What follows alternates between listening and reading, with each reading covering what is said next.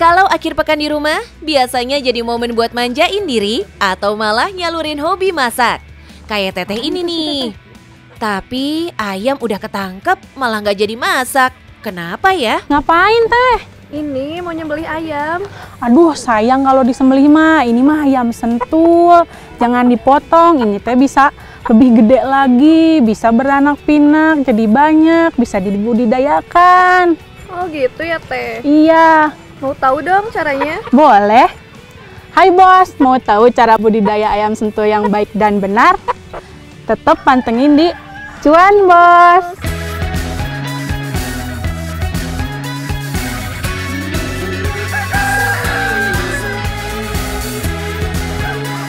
Wadidaw, ternyata ayam yang tadi dipegang bisa datengin cuan. Konon katanya ini ayam karuhun alias ayam leluhur dan bisa datengin cuan puluhan sampai ratusan juta. Wow.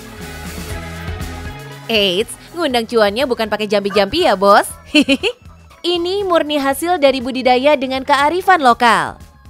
Koni yang asli warga Ciamis menyadari potensi dari si unggas gagah ini. Menurut sejarahnya ayam sentul itu bertengger di pohon kecapi buah sentul, karena buah sentul itu kayak hitam keabu-abuan gitu, putih-putih kan, jadi kayak abu-abu. Nah mereka itu sukanya bertengger di situ, jadi disebutlah ayam sentul. Ayam sentul punya postur tubuh yang tegap dan bersifat agresif, sehingga banyak dicari orang sebagai ayam petarung. Nah, karena Koni ingin mengembangkannya sebagai ayam pedaging, Doi mengurangi asupan protein hewani dan menggantinya dengan protein nabati. Bedanya sama ayam kampung biasa, ayam sentul ini pertama di kualitas daging, cita rasa khas, sama tekstur daging itu lebih lembut, lebih kenyal, dan rendah lemak. Juga bisa dikonsumsi untuk orang yang sedang diet atau mempunyai alergi daging ayam. Koni memanfaatkan lahan yang ada di sekitar kandang menjadi lahan penyangga, yaitu lahan yang Doi tanami tumbuhan seperti odot, indigo vera, sayur-sayuran, serta rumput liar lainnya sebagai sumber pakan hijauannya. Kenapa kita memakai pakan hayati? Karena protein yang dibutuhkan oleh ayam sentul itu kebanyakan nabati. Karena kalau protein hewani nanti mengeluarkan sifat petarung aslinya. Koni juga nggak perlu khawatir kalau ayam-ayam peliharaannya pada sakit bos. Soalnya Doi juga punya resep herbal yang ada di sekitar kandang sebagai obatnya. Misalnya buah tetelo untuk ayam cekak atau labu siam untuk ayam yang terkena cacingan.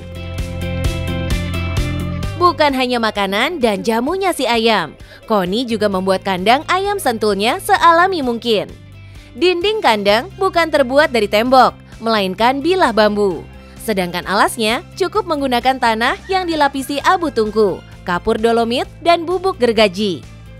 Dengan cara seperti ini, kandang jadi nggak bau bos. Keren! Bagi Koni, banyak cara menangkap peluang cuan si unggas ini bos.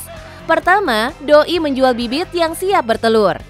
Harganya berkisar 1 sampai 1,5 juta bos. Kedua, kalau mau yang lebih terjangkau, bisa mulai dari bakalan bibit yang harganya dihitung berdasarkan usia mingguannya, yaitu 8.500 per minggunya.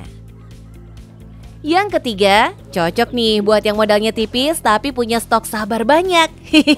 Soalnya dengan anakan seharga 10 sampai 12 ribuan per ekor, kita udah bisa mulai usaha ternak ayam sentul ini. Keempat, ayam sentul juga dijual sebagai ayam pedaging. Dagingnya punya cita rasa yang khas gurih dan teksturnya kenyal. Per hari ada permintaan 350 ekor pedaging dengan bobot 0,9 sampai 1,2 kg. Ayam sentul itu dwiguna ya Kak. Jadi bisa ke pedagingnya, bisa kita ke telurnya, bisa juga kita ke bibitnya gitu. Apalagi yang selalu saya bilang itu buat celengan. Nah, itu yang selalu saya pisahkan atau sortir untuk kebutuhan orang-orang yang memang penghobi ayam, utamanya di ayam tarung. Nah, untuk permintaan pedaging kita baru bisa masuk itu 3% dari permintaan per minggu itu sampai 1000 ekor. Wah, kalau dapat cuannya dari sana-sini, bisa menang banyak dong. Boleh dong di-spill omsetnya? Kalau penghasilan saya mungkin dari DOC, dari calon indukan atau untuk bibit juga, dan pedaging. Mungkin kalau lagi bagus-bagusnya kita lebih dari 100, kalau lagi sepi-sepinya kita paling di 60-an per bulan. Itu belum termasuk ayam pilihan yang dibesarkan menjadi ayam petarung ya, Bos. 1 ekor ini aja ada yang nawar sampai 15 juta. Gokil, belum dilepas tuh, Bos. Usia boleh muda, tapi pengalaman Koni di dunia ternak ayam jangan ditanya. Doi mengawali usaha ini dari bimbingan sang ayah, yang dulunya juga seorang peternak ayam. Carinya itu pengen kerja ke kota, penghasilan gede gitu. Malah awal-awalnya itu pengen magang ke Jepang. Cuman nggak ada izin dari abah sama ambu. Pada akhirnya, kampung halamannya lah yang memberinya kebebasan untuk mendulang cuan dari ternak ayam Karuhun ini. Meski awalnya suara-suara miring sering terdengar, Koni bisa menepis keraguan orang-orang dengan hasil nyata. Bikin saya jadi semangat mah, kalau di kampung mah harus kuat mental. Itu benar, karena bahasa-bahasa dari orang lain itu atau dari dekatnya dari lingkungan kita, kalau ngelihat kita berhasil maju itu memang kalau di depan itu hebat gitu kan, wah sukses gitu, tapi kita nggak tahu belakangnya kayak gimana. Makanya sebelum orang-orang bilang kayak gitu teh, kita harus membuktikan diri, jangan banyak omong lah, mending kita buktikan terus. Kata Koni, masih ada peluang besar untuk mendulang cuan dari bisnis ayam sentul ini, Bos. Soalnya masih banyak permintaan, baik dari bibit, anakan, ataupun dagingnya. Koni berharap akan lebih banyak kemitraan yang mendukung budidaya ayam Karuhun ini di masa depan.